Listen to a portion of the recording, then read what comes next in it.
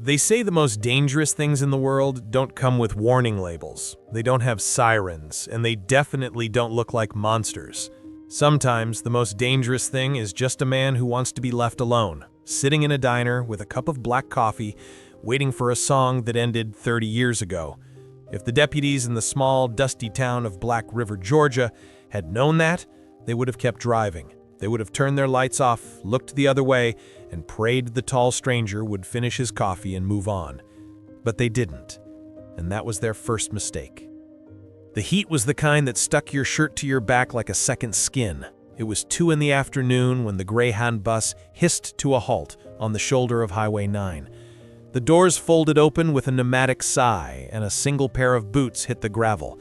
The man who stepped out was 6'5", 250 pounds of bone and muscle that didn't look like it came from a gym, but from hauling rocks or breaking down doors. His name was Reacher. He wasn't there for trouble. He was there because of a scratchy vinyl record he'd heard in a thrift store in Memphis. A blues singer named Blind Boy Evans had supposedly died here in 1954, and Reacher, with nothing but a folding toothbrush in his pocket and time on his hands, wanted to see the grave. He walked 4 miles into town. The air smelled of pine needles and asphalt. He didn't wave at the passing trucks, and they didn't honk at him. He moved with a loose, loping stride that ate up the distance, his eyes scanning the horizon, not out of fear, but out of habit. A habit burned into his neural pathways by years of scanning perimeters in places where the shadows bit back. When he reached the town limits, he found a place called Margie's Diner. It was chrome and glass, a relic of a better time. He went inside, the bell above the door chiming softly. The air conditioning was a blessing. He sat at a booth near the window, facing the door. Always facing the door. He ordered coffee, black, and a slice of peach pie. He had taken 2 bites when the cruiser screeched into the lot, then a second one, then a third. The lights weren't flashing, but the speed was aggressive. Reacher watched them through the glass, chewing slowly. He analyzed the tactical approach. Sloppy. They parked too close together. If they were under fire, they'd be trapped. 4 deputies got out, hands hovering near their holsters. They looked nervous. Nervous men with guns were the worst kind of variable. They burst into the diner. The lead deputy, a man with a thick neck and a sweat-stained uniform, pointing a finger at the booth. "Hands! Put your hands on the table! Now!" Reacher didn't flinch. He carefully placed his fork down. He looked at the coffee, then at the deputy. He put his hands on the table, palms flat. They were the size of dinner plates. The deputy, whose name tag read Gable, marched over, unholstering his Glock. "Stand up, slowly." Reacher stood. He unfolded like a carpenter's rule, towering over Gable. The diner went silent. The waitress dropped a rag. Reacher saw the fear spike in Gable's eyes, the primal reaction of a predator realizing it just cornered a bigger predator. "Turn around," Gable barked, his voice cracking slightly. Reacher turned. He felt the cold steel of handcuffs click onto his wrists. They were tight, ratcheted down to pinch the nerve. Petty, unprofessional. "You're under arrest for murder," Gable hissed, shoving Reacher toward the door. Reacher said nothing. He didn't ask who was dead. He didn't ask for a lawyer. He just walked, his boots heavy on the linoleum, his mind already calculating the exit velocity, the structural integrity of the handcuffs, and the probable IQ of the man holding his arm. The ride to the station was short and silent. They threw him into an interrogation room that smelled of stale smoke and bleach. They cuffed one of his hands to the table bar. A metal chair scraped against the floor. Reacher sat staring at the 2-way mirror. He knew who was behind it. He knew they were watching him, trying to figure him out. He was a blank slate. No ID, no phone, no wallet, just cash and a toothbrush. To them, he was a drifter, a vagrant who had killed a man near the highway overpass just a few hours ago. A body had been found, beaten to death. And here was a stranger walking from the highway. In their small minds, the math was simple. Chief Detective Miller entered the room. He was a small man trying to look big, wearing a cheap suit and a tie that was too short. He threw a file on the table. "We got witnesses who saw a big guy near the overpass," Miller said, leaning in, trying to invade Reacher's space.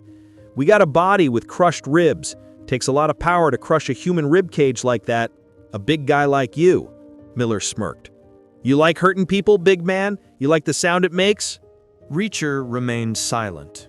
He controlled his breathing, slowing his heart rate. He looked at Miller's shoes, scuffed, cheap leather.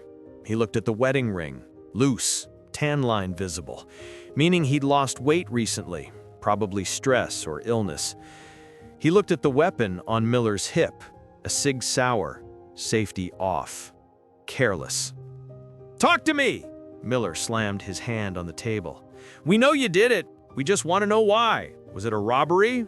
A drug deal gone bad? You give us a confession, maybe you don't get the chair. Maybe you just get life in a cage. Reacher finally spoke. His voice was a low rumble, like distant thunder. I didn't kill anyone. I was on a bus. Check the schedule. Memphis to Savannah. Driver's name was Collins. He'll remember me. Miller laughed, a harsh barking sound. We checked the bus. It left. You're here. The body is fresh. You're going down for this. He signaled to the guard in the corner. Process him. Prints, DNA, everything. I want this guy in the system. I want to know what rock he crawled out from under. They dragged him to the booking station. Reacher didn't resist. He let them press his fingers onto the digital scanner. He watched the green light sweep across his skin. He knew what was coming. He knew the dominoes he was about to knock over. He almost felt sorry for them. Almost. The technician hit enter. The computer whirred. The database search bar filled up. Usually, it takes a few minutes to get a hit from the national database, but this time it took seconds. Suddenly, the screen didn't show a criminal record. It didn't show a mugshot. The screen turned a bright, flashing red. A single word pulsed in the center. Restricted. Below that, another prompt appeared. DOD Level 1 access required. Notify Provost Marshal immediately. The technician frowned, tapping the screen. Machine's busted, Chief. It's locking me out.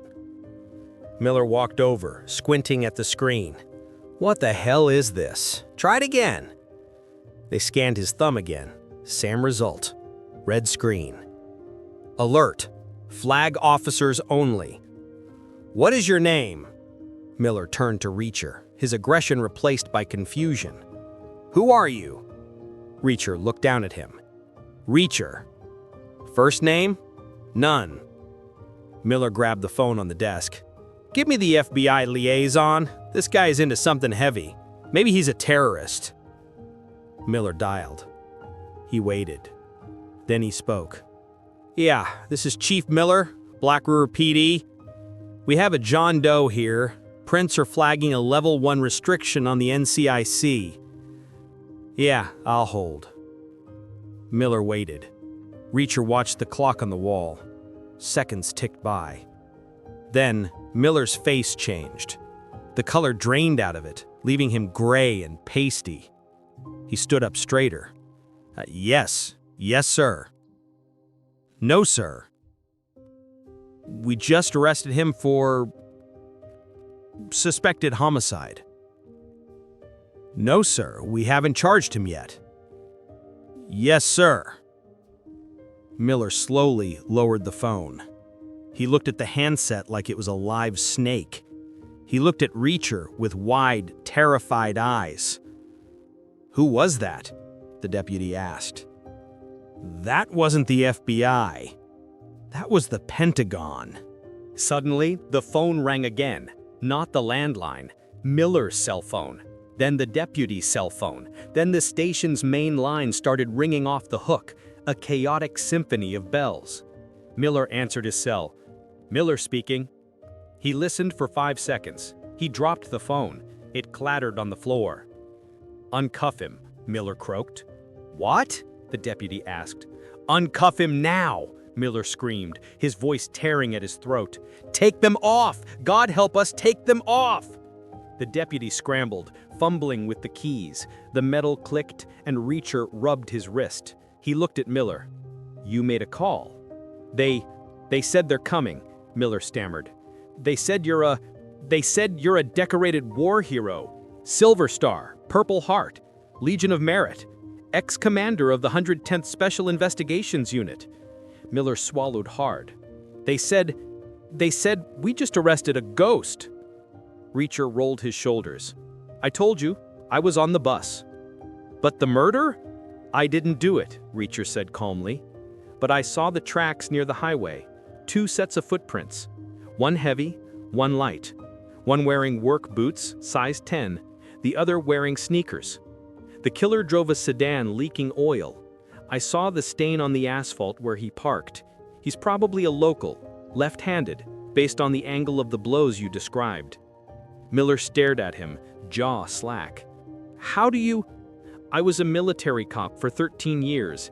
I hunted deserters, killers, and spies. You think a highway robbery is hard to figure out? Before Miller could answer, the ground began to vibrate. It started as a low hum, shaking the coffee cups on the desk. Then it grew into a roar. The windows of the station rattled in their frames.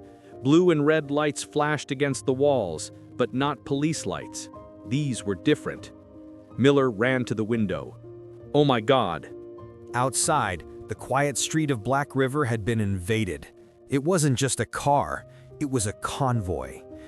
10 matte black Humvees with mounted machine guns had blocked off the street from both ends. Soldiers in full tactical gear, wearing the MP armbands, were pouring out, establishing a perimeter.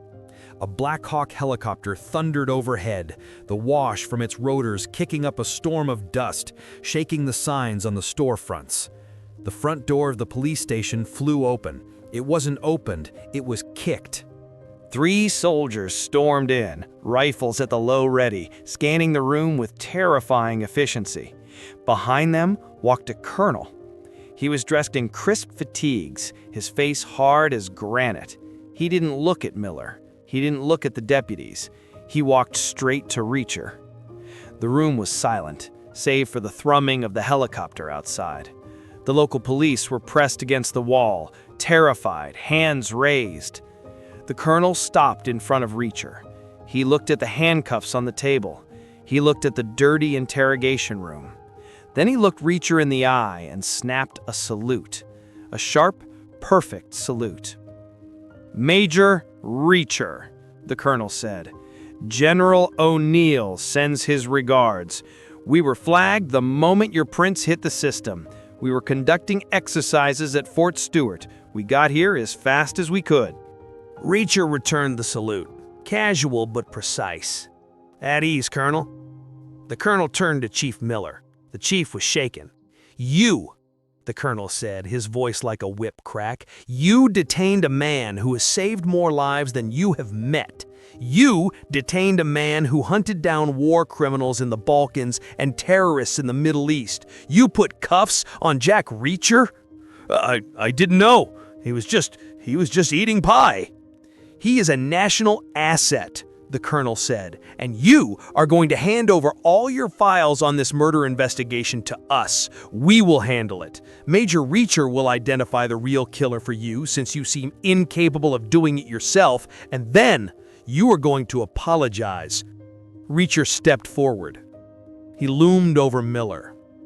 "I don't need an apology," Reacher said softly. "I just want my coffee. And I want to finish my pie." Reacher turned to the colonel. "I saw the oil leak at the scene, Colonel. The killer drives a 1998 Ford, blue. He's got a limp in his left leg. Lives within 5 miles. Check the local garages." The colonel nodded to his men. "You heard the major. Move out." As the soldiers moved to execute the orders, Reacher walked toward the door. The police officers parted like the Red Sea, fear and awe written on their faces. He stopped at the threshold and looked back at the stunned room. He didn't smile, he didn't gloat, he just adjusted his jacket. "Nice town," Reacher said, "but you have a pest control problem." He walked out into the blinding Georgia sun, flanked by the U.S. Army, leaving the small-town cops wondering how the hell the universe had just collapsed on top of them. He was just a guy, a drifter. But as they watched him climb into the lead Humvee, they realized the truth. He wasn't a drifter. He was a force of nature. And you don't arrest a force of nature. You just get out of the way. Do you crave stories of elite soldiers, classified missions, and the heroes who walk among us? There are stories of courage still waiting to be told right here on Military Stories. From the front lines to the shadows, we bring you the most intense, forgotten, and legendary tales of warfare and survival. Subscribe now and hit that notification bell. You do not want to miss the next briefing. What would you do if the entire U.S. Army showed up to save you? Let us know in the comments below.